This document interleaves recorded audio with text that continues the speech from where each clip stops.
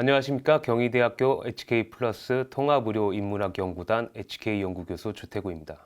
오늘 제가 여러분께 말씀드릴 얘기는 코로나와 사랑입니다. 코로나 시대에 너무 무거운 얘기만 많이 나오는 것 같아서요. 저희가 발간한 코로나 데카메론 2권이라는 책에 사랑이라는 주제로 두 가지 글을 썼습니다. 제가 오늘 여러분한테 얘기해 드릴 건 그중 첫 번째 얘기고요. 그 두 번째 얘기는 코로나 시대에 우리는 어떻게 연애를 해야 하는가에 관련된 얘기입니다. 혹시 거기에 관심 있으신 분들이 계시면 책을 구입해서 보는 것도 나쁘지 않겠다라고 생각합니다. 예, 오늘 제가 여러분들한테 안내해 드릴, 소개해 드릴 코로나와 사랑의 얘기는 일단 멀어지는 만큼 가까워지는 거리에 대해서 말씀드리면서 시작하겠습니다. 이게 작년에 제가 그 추석 때 받았던 두 개의 문자 메시지입니다. 먼저 첫 번째 문자 메시지는요, 인천 장애인 복지센터에서 저한테 왔던 메시지인데, 거리는 멀지만 마음은 더 가까운 한가위 보내시길 바랍니다. 라고 왔어요. 이제 두 번째 메시지는 서울에서 자취하고 있는 제 후배가 저한테 보낸 메시지입니다. 이번 추석 황금 연휴 5일인데 집에서 쉬니까 참으로 좋네요. 크크 이라고 되어 있습니다. 사실 그 분위기는 굉장히 다르지만 이 문자 메시지가 얘기하고 있는 건 사회적 거리두기죠. 그러니까 거리는 멀지만 사회적 거리두기를 통해서 서로 자주 만나지는 못하지만 마음은 더 가까운 한가위 보내시길 바랍니다. 라는 문자 메시지가 있고, 또 하나는 서울에서 자취하고 있는 이 학생이, 제 후배가 이제 집에 가지 않으니까 거리두기를 통해서 혼자 좀 편하게 지낼 수 있게 됐음을 얘기하고 있는 것입니다. 그렇습니다. 코로나19 코로나 시대가 우리한테 요구하는 건 서로 거리를 두는 것이죠. 사회적 거리두기가 있겠고, 다른 나라 같은 경우는 격리 조치가 있죠. 집에만 있는 겁니다. 그러니까 사회적 거리가 근데 멀어지는 만큼, 사람과 사람 사이에 거리가 멀어지는 만큼 가까워지는 거리가 있습니다.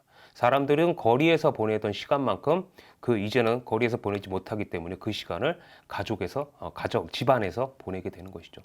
그러니까 다른 사람들, 사회적 거리가 멀어질수록 가족 간의 거리는 좁아지게 되었습니다. 근데 그 가정이라는 것이 모든 사람들한테 다 따뜻하고 좋은 곳은 아니라는 얘기입니다. 실제로 사회적 거리두기, 코로나 사태가 발생되고 전 세계적으로 가정폭력 문제는 하나의 큰 문제로 등장했습니다. 프랑스 같은 경우, 제가 이제 주로 프랑스 쪽 자료를 좀 많이 봤는데요. 프랑스 같은 경우는 3월 17일 날 격리 조치를 취하게 됩니다. 2020년 3월 17일 날 격리 조치를 취하고, 그 다음에 이제 불과 한 달도 안 되는 시기에 4월 6일 날 프랑스 내무부는 가정폭력이 30%나 증가했다는 결과 보고를 합니다. 그리고 이제 굉장히 좀 첨예한 문제가 발생됐기 때문에 프랑스의 이제 양성평등부 산하에 MIPROF라는 그 연구단체가 있습니다. 이 연구단체한테 연구 용역을 줘서 과연 이 상황이 어떤가에 대한 공식 보고서를 요구하게 되고, 그 공식 보고서가 7월 29일 날 발표가 됩니다. 7월 29일 날 발표된 이 공식 보고서에는 다소 좀 충격적인 수치가 포함되어 있는데요. 프랑스 여성폭력 신고 전화 3919에 거기에 보면 29,400건입니다. 이게 2020년 4월이죠. 그러니까 꽁피누망 격리 조치가 취해지기 이전에 3월입니다. 3월에 9,700건에서 격리 조치를 취하자마자 여성폭력 신고 전화가 무려 거의 3배죠. 3배 가까이 껑충 뛰어오르게 되는 결과가 도출되었습니다. 프랑스뿐만이 아니라요. 이거는 영국도 마찬가지고요. 세계 곳곳에서 공통적으로 발생된 사건입니다. 예, 여기서 흥미로운 점은 이 연구를 진행했던 무아롱 브로라는 사람이 한 말인데요. 보건 위기와 그로 인한 격리 조치는 방아쇠 효과를 가졌던 것이 아니라 차라리 폭로자였다라고 얘기하고 있습니다. 그러니까 격리 조치에 의해서 가정폭력이 발생된 게 아니라 그동안 계속 존재하고 있던 가정폭력이 이 격리 조치에 의해서 드러나게 되었다라는 얘기죠. 그 이전에는 어떤 일이 있었기 때문인가요? 무아롱 브로 같은 경우는 그녀들은 일하러 가고 친구들을 볼 수 있었어요. 격리 기간 동안에는 이 모든 것들 중 아무것도 없었죠. 그러니까 집이 안식처가 아니라 오히려 이 가정폭력을 겪는 여성들은 사회에 나가서 친구들을 만나면서 회사에서 일하면서 휴식을 얻을 수 있었다는 거죠. 근데 격리 조치에 의해서 회사를 나가지 못하고 친구들을 만나지 못하고 집에만 있다 보니까 그동안 받아왔던 가정폭력이 드러나게 됐다. 폭로자였다는 거죠. 자, 그러면 우린 질문을 할 수 있어요. 어디가 집이고 어디가 가정인가? 이건 꼭 프랑스만의 문제가 아닙니다. 영국도 마찬가지의 조사 결과가 나왔고요. 미국도 마찬가지고요. 거의 대부분, 전 세계 거의 대부분의 나라에서 공통적인 현상이 나타났습니다. 근데 한국만이 유일한 예외적인 수치를 보여주는 나라입니다.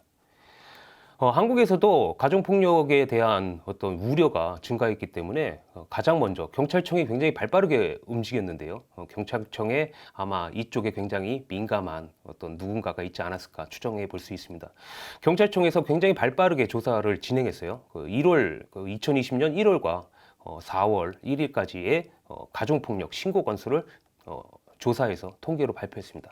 굉장히 좀 놀라운 수치입니다. 가정 내 아동폭력 신고가 좀 늘기는 하였습니다만 전체적으로 가정폭력 신고 건수가 한국은 줄었습니다. 제가 알고 있는 한 전 세계에 유일하게 한국만 나타난 현상이라고 할 수 있습니다. 거의 5% 정도 감소를 했죠. 예, 경찰청 그 자료뿐만이 아니라 한국 여성가족부와 이제 여성정책연구원이 조사해서 연구한 발표도 동일한 결과를 좀 보여주고 있습니다.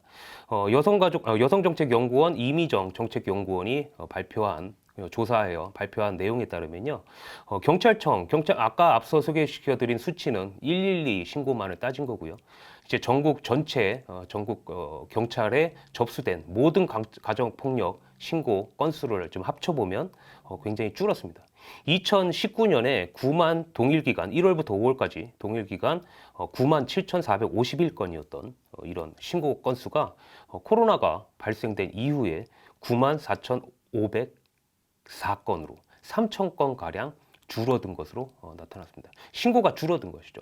물론 신고가 줄어들었다는 이유는 여러 가지를 생각해 볼 수 있습니다. 과연 일부에서는 이 신고를 못하는 상황이 만들어졌기 때문이다라고 하시는 분들도 있고요. 근데 보다 주목할 만한 것은 이 상담 건수 자체도 줄었다는 거죠. 신고가 줄었을 뿐만이 아니라 실제로 코로나 발생된 이후 가정폭력 상담 건수가 줄었다는 거예요. 한국에도 프랑스와 마찬가지로 이제 여성 긴급 전화가 존재하는데요. 1366번이죠. 여기 상담 실적을 비교했을 때 굉장히 많은 수가, 여러분들 잘 보이시는지 모르겠습니다만 18,915건에서 2019년에 915건에서 아니죠. 14,670건으로 굉장히 큰 폭으로 감소를 했단 말입니다. 그러니까 코로나 발생 이후로 경찰에 실제로 신고된 건수가 줄었을 뿐만이 아니라 상담 건수도 상당히 줄었다라는 얘기를 할 수 있습니다.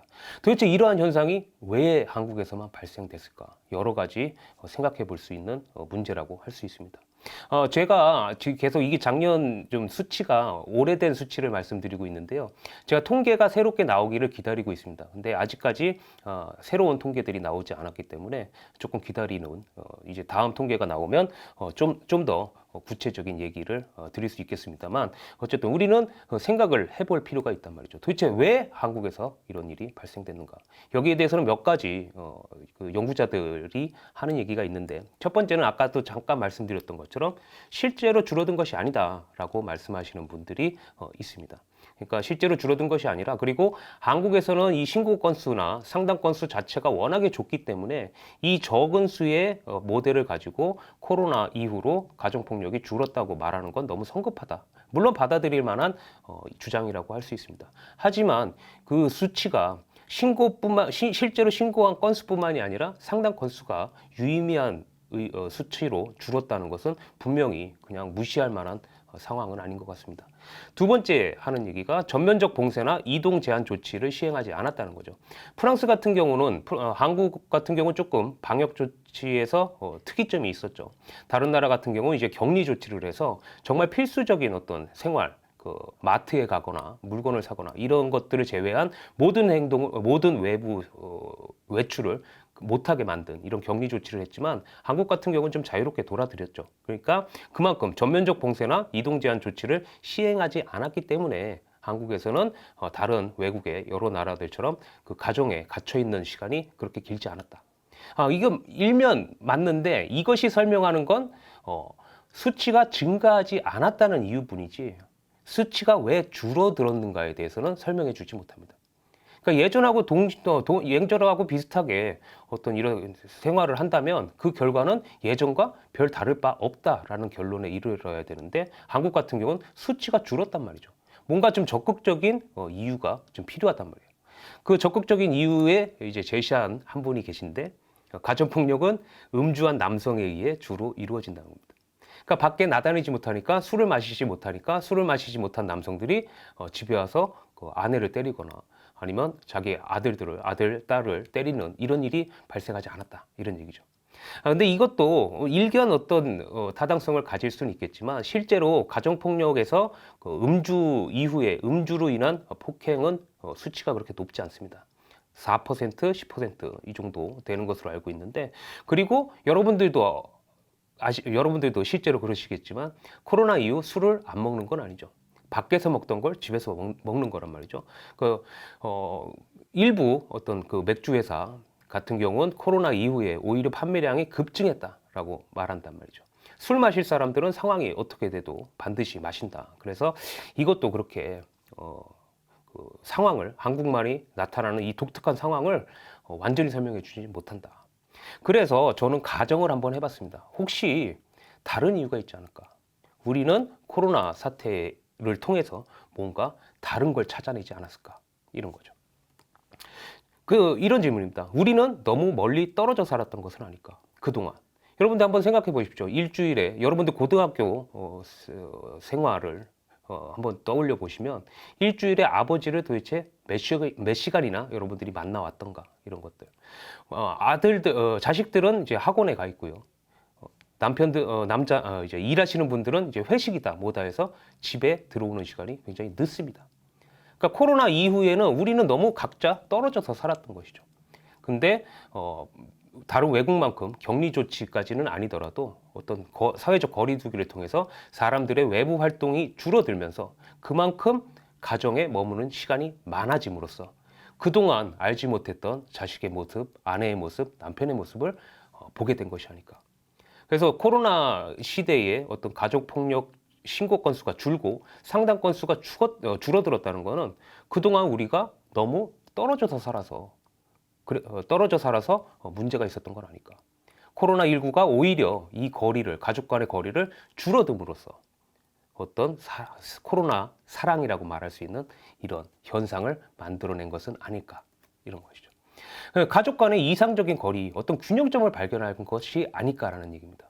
그러니까 프랑스 같은 경우는 이제 너무 붙어서 이제 문제가 생겼지만 한국은 그 전에 너무 멀리 떨어져 있었기 때문에 코로나19를 통해서 적절한 어떤 가족 간의 이상적인 거리, 서로 사랑할 수 있는 완벽한 균형점을 우연히 발견해낸 것이 아닐까라는 생각을 해봤습니다. 자, 그러면 이 코로나19가 폭로하는 것들은 굉장히 좀 의미심장합니다. 뭐였습니까? 프랑스 같은 경우는 그동안 아까 폭로자라는 말을 썼었죠.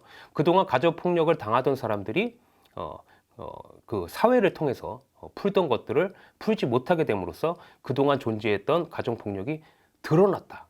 이런 폭로였다면 지금 코로나19가 한국에서 폭로하는 건 우리가 그동안 너무 멀리 떨어져 살았기 때문에 가족끼리 충분히 사랑하지 않았다라는 거.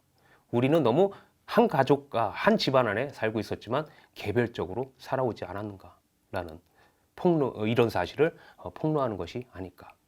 예. 그렇다면 코로나19는 일종의 선물일 수도 있지 않을까라는 생각을 해봅니다. 그동안 너무 떨어져서 살던 그동안 잘 만나지 못했던 부모님을 가까이서 보게 되고 그동안 소원했던 아버지와 아들, 딸과 아버지, 남편과 부인 이런 혹은 심지어 형제들끼리 이런 관계가 서로 돈독해지는 이건 코로나19라는 이 엄혹한 시대에 코로나19가 남겨준 거의 유일한 선물이 아닐까라는 생각을 해볼 수 있습니다. 예, 서로가 사랑할 수 있는 적절한 거리의 발견 이것이 지금 우리 이 힘든 시기에도 뭔가 좀 우리가 얻은 어쩌면 유일한 코로나19가 우리한테 준 선물이 아닐까. 코로나 사랑이 아닐까라는 것이었습니다. 예, 감사합니다.